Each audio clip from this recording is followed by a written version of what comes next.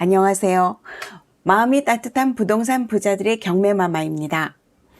오늘은 경매에서 내 보증금, 내 전세 보증금을 지키는 방법 최종편으로 우리가 쉽게 생각한 거, 누구나 쉽게 생각하고 아차 하는 거에서 내 보증금을 다 받을 수 있는데 못 받게 되는 경우가 종종 있습니다. 그런 경우의 수들을 제가 다 모아봤습니다. 한번 하나하나 짚어보도록 하겠습니다. 네, 임차인의 필수 요소. 지금 저희는 내 집이, 내가 살고 있는 집이 전세로 살든 월세로 살든 살고 있는 집이 경매가 됐을 경우에 내 전세 보증금을 어떻게 하면 다 받을 수 있는지 그거에 대한 부분들을 하고 있습니다. 그러면 임차인이 내가 꼭 갖춰야 될 조건들이 있습니다. 첫 번째 전입이 있고요. 두 번째 확정일자가 있고 세 번째 배당 요구 신청이 있습니다. 전입은 언제 하면 좋은지, 확정일자 언제 하면 좋은지, 배당 요구 신청은 언제 하면 좋은지 우리는 시기적인 것도 굉장히 중요합니다. 전입은 우리 이사하고 해야 되겠죠. 확정일자, 네, 최대한 빨리 받아야겠죠. 배당 요구 신청, 예, 법원에서 언제까지 하라고 하는 그 날짜 안에 해야 합니다. 그 날짜 이후에 배당 요구 신청을 하러 법원에 간다면 법원에 그 계장이 받아줍니다. 법원에서는 받아줍니다. 내가 받아줬으니까 됐네? 나는 됐구나 생각하는데 아무리 받아줬다 하더라도 배당 요구 종기일을 지나서 배당 신청을 하게 되면은 배당을 못 받습니다. 그런 부분들을 하나하나 짚어보도록 하겠습니다. 제가 그냥 전입, 확정일자, 배당 요구 신청 이거에 대해서 그냥을 말할 때보다는 퀴즈 형태로 한번 질문을 담아봤습니다. 그래서 질문을 보면서 하나하나 생각해 보겠습니다. 자, 첫 번째 전입에 대한 문제입니다. 이사하고 전입했다. 맞을까요? 틀릴까요? 우리는 보통 이사하고 전입을 합니다. 또 이사를 토요일날 했다고 합시다.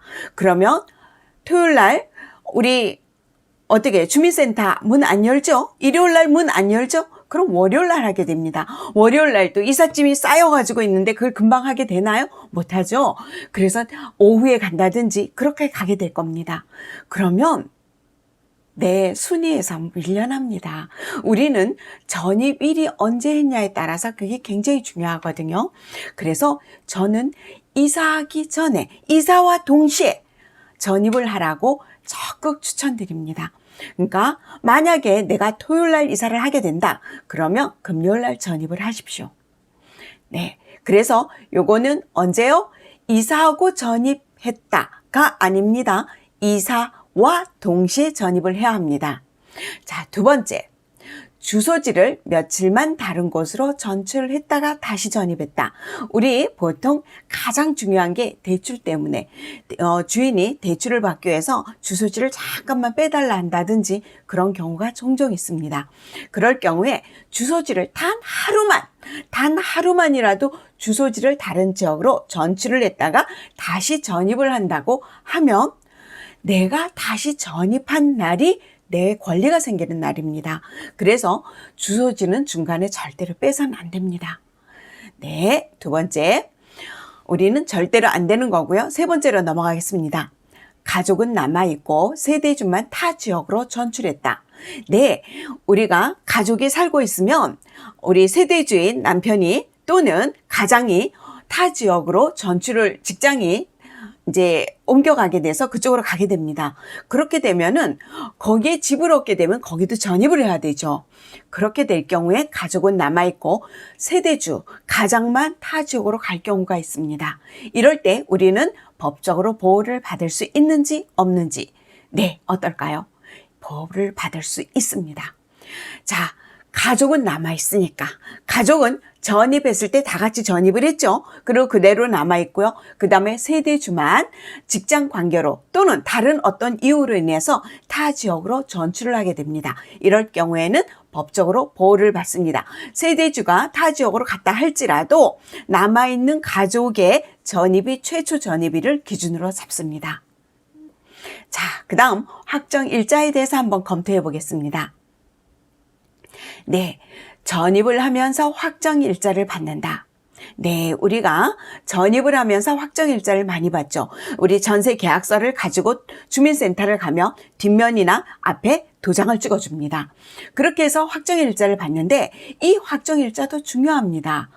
이거 전입이 됐으니까 확정일자는 천천히 받아도 되지 안 됩니다. 이거는 같이 받아야 합니다. 또는 이게 토요일 날 이사를 가게 된다면 금요일 날 전입도 하고 확정일자도 같이 받으세요. 그렇게 받아야 합니다. 전입을 하면서 확정일자를 받는다. 예, 보편적으로 이렇게 하지만 우리는 전입일자는 조금 있다가 이사하면서 받더라도 확정일자는 먼저 해주기도 합니다. 그래서 최대한 먼저 받도록 하십시오.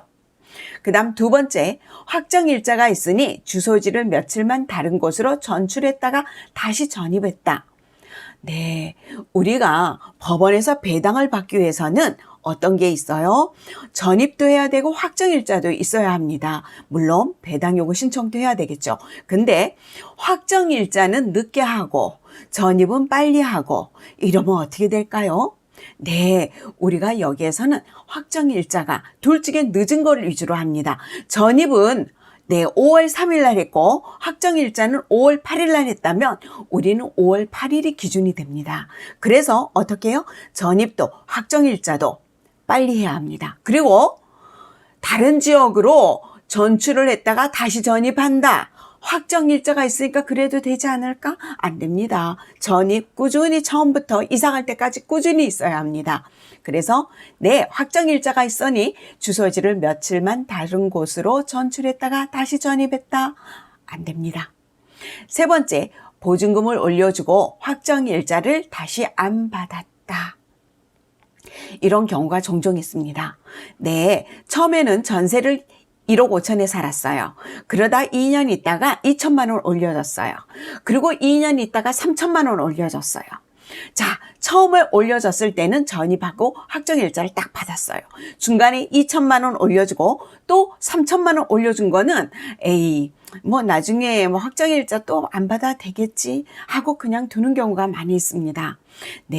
올려줄 때마다 전에 있던 계약서를 갖고 주민센터에 가서 확정일자를 다시 받으세요. 1,000만 원 올려주고 또 이따 1,000만 원 올려줬다. 그럼 올려줄 때마다 확정일자를 다시 위에다가 또 받으세요. 또는 종종 계약서를 새로 쓰는 경우가 있습니다. 새로 쓰는 계약 쓰고 앞에 계약서는 없애고 나중에 최종적으로 쓴 계약서를 갖고 확정일자를 다시 받는 경우가 있는데 앞에 있는 계약서, 전세 계약서, 1억 5천짜리 계약서든 그거 없어지면 안 됩니다. 항상 같이 갖고 있어야 합니다. 그 집에서 이사 나올 때까지 계약서를 같이 갖고 있어야 합니다. 확정일자가 앞에 있는 거가 있고 뒤에 있는 게 있잖아요. 새 계약서에다가 뒤에 있는 확정일자만 받았다. 그러면 만약에 내가 살고 있는 전셋집이 경매됐다. 그러면 앞에 있던 확정일자를 우리는 확인할 방법이 없습니다. 그러면 확정일자 날이 뒤로 가게 되잖아요. 그래서 앞에 있는 계약서, 확정일자를 받아놓은 계약서도 갖고 있고 나중에 새로 계약서를 썼으면 그 계약서를 다시 확정일자를 받는다면 그 계약서도 갖고 있고 그 집에서 이사 나올 때까지 다 갖고 있어야 합니다. 그래서 보증금을 올려주고 확정일자를 다시 안 받았다. 안 되죠. 받아야 합니다. 그 다음 네 번째, 소액임차인은 확정일자 없어도 법원에서 배당을 받게 된다. 간혹 소액임차인, 우리 소액임차인에 대해서는 우리 앞에 1, 2, 3편에서 다 했습니다. 다 차근차근히 많이 했거든요. 거기를 한번 참고해 보시고요. 소액임차인이 확정일자가 없어도 법원에서 배당을 받게 된다? 이게 뭐야? 아까 처음에 얘기했을 때 제가 뭐라고 했죠? 전입이 있어야 되고 확정일자가 있어야 되고 배당 요구 신청이 있어야 된다고 했습니다. 그런데 여기에서는 소액임차인이 확정일자가 없으면 법원에서 배당을 받게 될 수 없지 않을까? 그런 생각이 들겠죠. 근데 소액임차인만 예외적으로 확정일자가 없어도 법원에서 소액 임차인 범위 내에 배당금은 받을 수 있습니다. 물론 여기에도 배당 요구 신청은 필수로 되어 있어야 되고요. 전이 필수로 되어 있어야 합니다. 확정 일자만 없어도 된다는 것입니다. 어떻게 소액 임차인인데 이렇게 들은 얘기는 있는데 정확하게 알지는 못해요. 정확하게는 알지는 못하지만 전입이 있어야 되고 확정일자가 있어야 되고 배당 요구 신청이 있어야지 법원에서 배당을 받는다 하더라. 근데 보니까 나는 확정일자가 없어. 에이, 어차피 돈 못 받는 거 배당 요구 신청하면 뭐해? 그리고 안 하는 경우가 있죠. 안 됩니다. 소액 임차인만은 확정일자가 없어도 법원에서 배당을 받습니다. 꼭 배당 요구 신청을 하십시오. 네. 자, 우리 그러면 배당 요구에 대해서 한번 보도록 하겠습니다. 소액 임차인은 배당 신청을 하지 않아도 배당을 받는다. 네, 조금 전에 얘기했죠. 소액 임차인이 확정일자 없이는 배당 요구를 받을 수 있습니다. 그렇지만 확정일자는 없지만 소액 임차인이 배당 요구 신청도 하지 않으면 배당을 못 받게 됩니다. 내가 돈 받겠다는 얘기도 법원에 신청을 안 했는데 법원에 어떻게 알고 줍니까? 배당 요구 신청을 꼭 해야 합니다. 네, 소액 임차인은 어떻게 해요? 전입이 있어야 되고요. 배당 요구 신청이 꼭 있어야 합니다. 배당 요구 확정일자는 없어도 됩니다. 배당 요구 신청은 꼭 있어야 하고요. 네, 넘어가겠습니다. 두 번째, 선순위 임차인은 배당 신청을 하지 않아도 배당 받는다. 응? 네, 선순위 임차인, 예, 순위가 앞에 있는 임차인입니다. 예, 우리가 근저당 설정보다도 제일 앞에 있는 임차인을 선순위 임차인이라 하는데, 선순위 임차인은 네, 배당 요구 신청을 하지 않으면 법원에서는 돈을 받지 못합니다. 근데 법원에서 돈은 받지 못하더라도 낙찰자에게 요구할 수는 있습니다. 하지만 앞에 소액 임차인이 배당 요구 신청하지 않아도 배당을 받는다 하니까 선순위 임차인도 배당 요구 신청하지 않아도 배당을 받는다 하고 알고 계실까봐 착각을 할까봐 제가 요거를 집어넣습니다. 선순위 임차인은 배당 요구 신청을 하지 않으면 법원에서 배당은 받지 못합니다. 예, 두 개를 착각하시면 안 됩니다. 세 번째, 임차권 등기를 하면 배당 신청을 하지 않아도 배당을 받는다. 예, 임차권 등기가 무엇인가? 네, 임차권 등기에 대한 거는 내가 살고 있는 집에서 갑자기 지방으로 직장이 옮겨가게 됐습니다. 그러면 나는 글로 가야 되는데 내가 살고 있는 집이 빠지지 않아요. 나는 빨리 거기에 발령을 받았으니까 출근을 해야 하는데 지금 살고 있는 집이 빠지지 않으니까 어떻게 합니까? 이사는 가야 되고 돈은 못 받았고 그랬을 때 우리가 임차권 등기를 하고 주소지를 빼고 나가게 됩니다. 자, 임차권 등기를 하고 내가 타 지역으로 가서 살고 있습니다. 아직 나 돈 못 받았어요. 못 받았는데 살고 있는데 내가 그 전에 살고 있는 집이 경매가 됐는지 어쨌는지 모르잖아요. 나중에 보니까 경매가 됐어. 그럼 난 돈 받아야 되잖아요.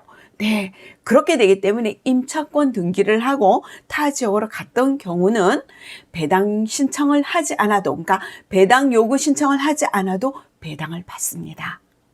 예, 임차권 등기가 무엇인지, 어떤 경우에 임차권 등기를 하고 내가 주소지를 빼서 나갈 수 있는지, 네, 그거를 다시 한번 우리가 차근차근히 알아보도록 하겠습니다. 네, 다음 편에 제가 임차권 등기에 대해서 한번 준비해 보도록 하겠습니다. 근데 임차권 등기는, 다시 정리하면 임차권 등기는 어떻게 해요? 주소지를 빼잖아요. 주소지가 없으니까 임차권 등기는 전입이 안 되어 있어도 되고요. 확정일자 안 되어 있어도 되고요. 물론 주소지를 뺐으니까 없는 거죠. 배당 요구 신청을 하지 않아도 임차권 등기를 하면 우리는 법원에서 배당을 받습니다.